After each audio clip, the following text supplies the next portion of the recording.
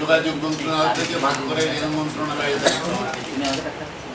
আমি সর্বাত্মকভাবে চেষ্টা করি রেলটিকে পরিচ্ছন্ন করা, রেলে নতুন বগি,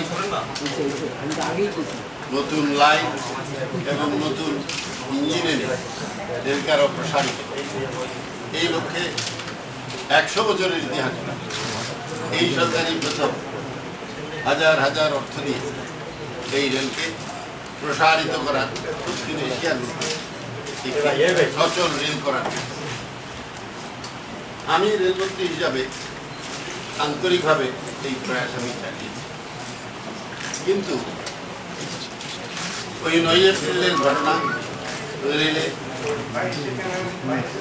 কারণ যেহেতু সেখানে আমার পার্সোনাল স্টাফ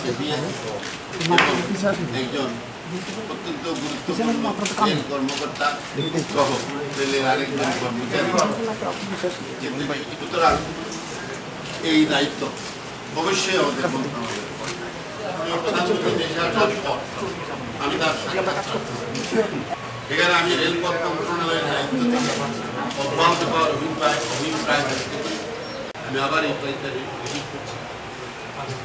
একান্ত বৈঠকের সুযোগ দেয় আমি তার কাছে প্রস্তাব করি।